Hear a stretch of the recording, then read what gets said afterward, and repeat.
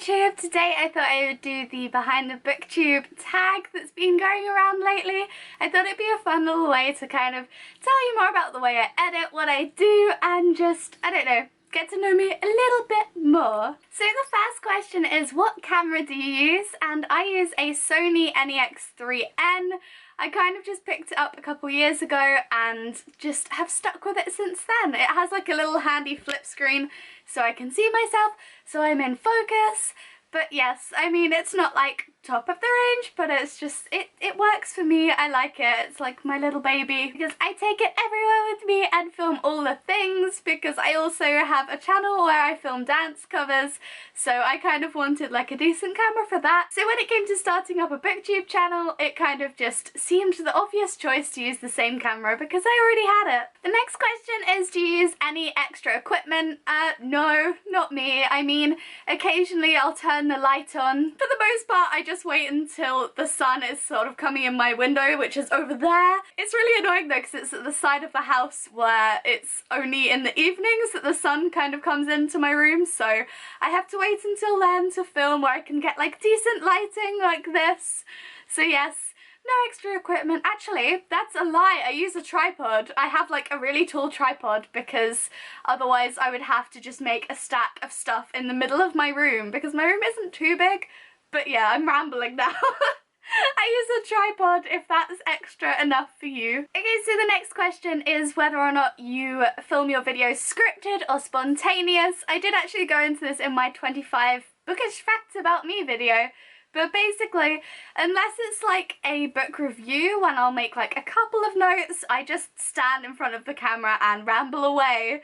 So yeah, I'm completely a fan of the non-scripted, just on the spot, speaking all the things, as you might have been able to tell, because I say some pretty random rubbish sometimes. But yeah, I don't know, it just feels more genuine than if you scripted the whole video. So yes, I like to stand in front of the camera and ramble away to my heart's content. The next question is, how many takes do you do for each video?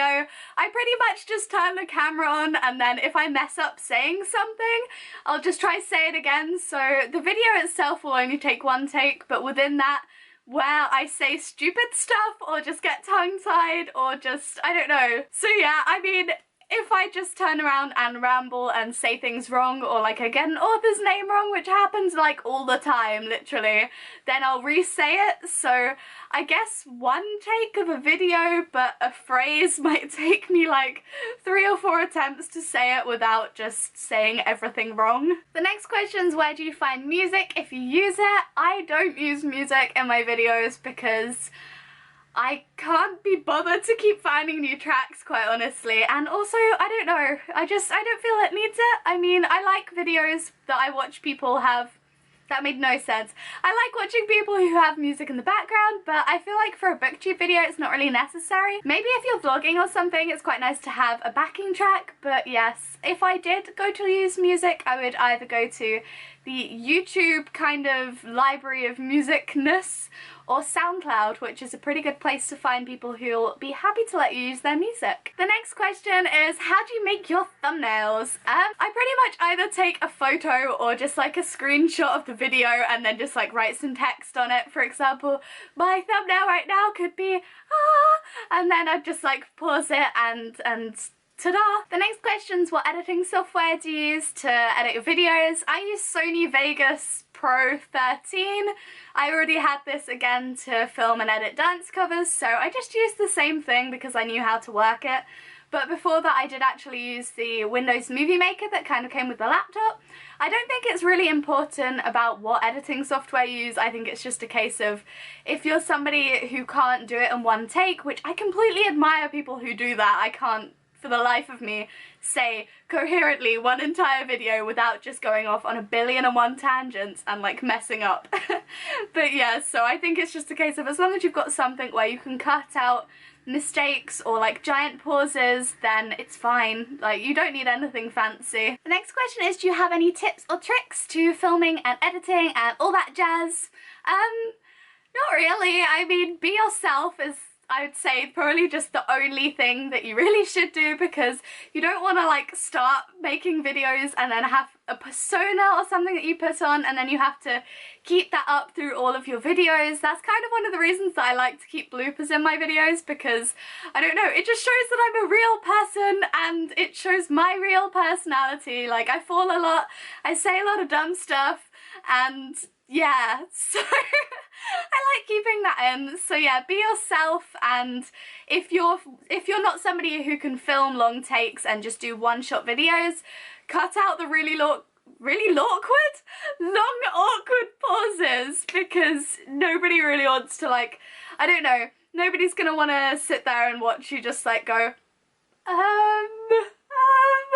so yeah, that's just, I don't know, that's my personal opinion anyway. But yeah, I don't really have like tips or tricks, just make sure it's well lit so people can see your face.